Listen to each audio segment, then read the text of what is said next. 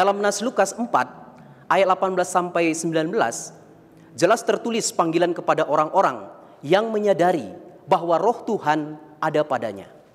Mereka dipanggil untuk membebaskan orang-orang yang tertawan, orang-orang yang tertindas, dan mereka dipanggil untuk membuka mata orang buta.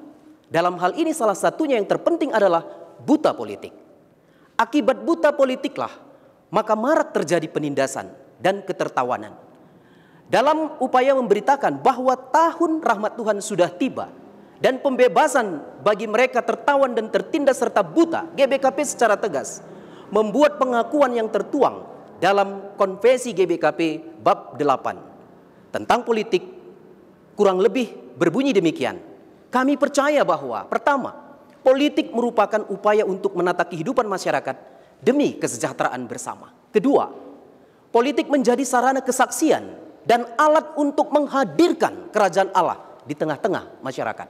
Ketiga, gereja menolak upaya partai politik atau sekelompok orang atau perorangan yang menjadikan gereja sebagai kendaraan politik.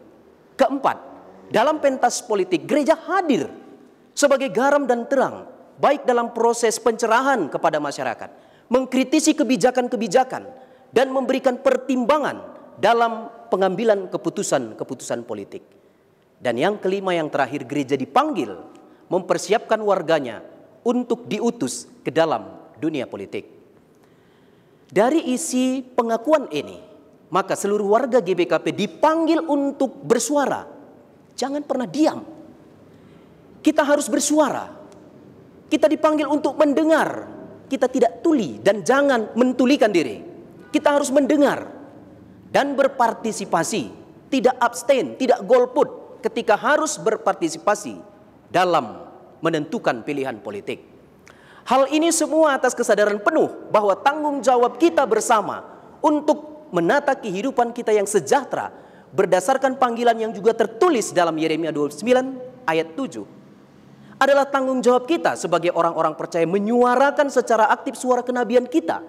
Harus disadari pula bahwa sikap apolitik akan berakibat atas ketidakbertanggungjawaban kita, sekaligus pudarnya identitas kita sebagai warga kerajaan Allah dan warga GBKP secara khusus, serta tawarnya kehadiran kita dan tidak bergunanya kita di tengah-tengah kehidupan di mana Tuhan telah menempatkan kita, terutama di bumi Indonesia, tanah air kita.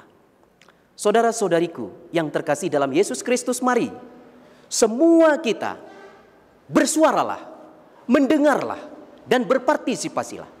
Ingat, kita semua adalah garam dan terang.